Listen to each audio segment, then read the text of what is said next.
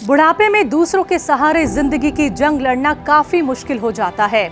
उम्र के इस पड़ाव में हर किसी को चिंता सताती है कि कहीं उन्हें किसी दूसरे पर निर्भर ना होना पड़े। नमस्कार, मैं हूं आपके साथ शैलजा त्यागी।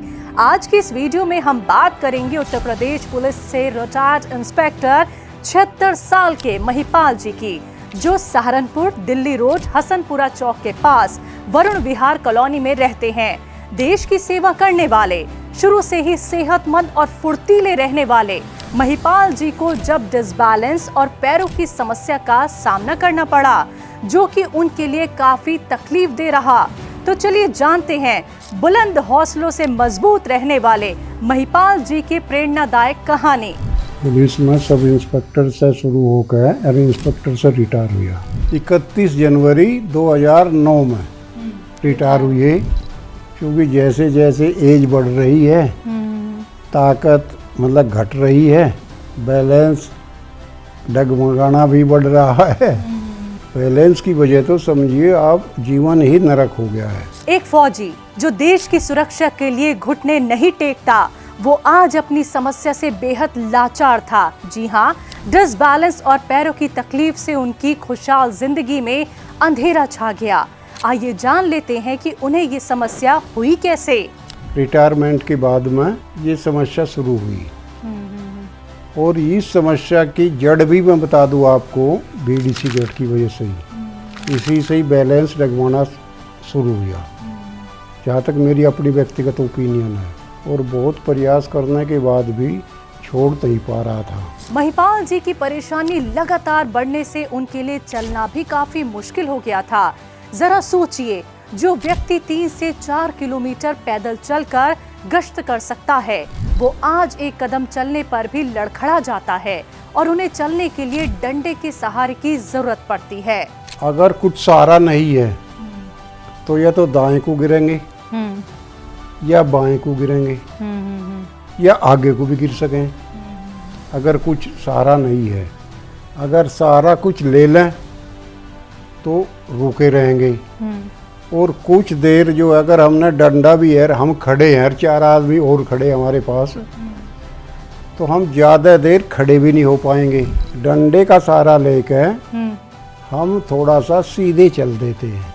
इरादा रहता है कि मैं चलूं और खूब मतलब टहलूं वहलूं, लेकिन बैलेंस की वजह से समस्या होगी। अपनी परेशानी के लिए उन्होंने एलोपैथिक दवाओं का सहारा लिया, पर इन दवाओं के सेवन से उन्हें कुछ फायदा नहीं हुआ। इस बारे में उनका क्या कहना है, वो भी सुनिए। अच्छा, जब आपका पैर डिसबैलेंस होने लगा था तो आप डॉक्टर के पास गए? हमने मेरठ दिखाया, फिर हम चले गए जोली ग्रांट से आए, फिर हम चले गए सैदुल हिंद, फिर सैदुल हिंद के बाद में फिर हम चले गए बराड़ा। डॉक्टर कहने लगा भाई ऐसा है, उसने सारे टेस्ट करे, और अकेला डॉक्टर नहीं था, 5-7 डॉक्टर उनके बैच में और भी थे। सारी स्थिति पूछी, सारे टेस्ट करवाए, 1 to all CT स्कैन वगैरह वगैरह सब करवाया। करने के बाद में दवाई लिख दी। मैं कहा डॉक्टर साहब आराम नहीं हो रहा। बोला बस खाते रहो, इससे यूँ है बढ़ेगी नहीं, करने इसकी कोई दवाई है नहीं अभी। इसके लिए आप क्या अमेरिका तक चले जाओ, कहीं चले जाओ। महिपाल जी को जब कहीं कोई रास्ता नजर नहीं आया, तो उन्हें हकीम सुलेमान खान साहब के बारे में पता चला, जिससे उनके मन में एक उम्मीद जागी कि शायद वो स्वस्थ हो सकते हैं। तो सुनते हैं महिपाल जी से कि उनका इस बारे में क्या कहना है। हकीम साहब से जुड़ना कैसे हुआ? हकीम साहब से जुड़ना ऐसे हुआ कि हमें इतना तो पता है कि एलोपैथिक दवाएं अगर ठीक नहीं करेंगी तो साइड इफ़ेक्ट तो ज़रूर करेंगी, और ये यूनानी दवाई जो हैं, ये अगर ठीक नहीं करेंगी तो इनका कोई साइड इफ़ेक्ट भी नहीं होगा। यही स्थिति आयुर्वेदिक की है।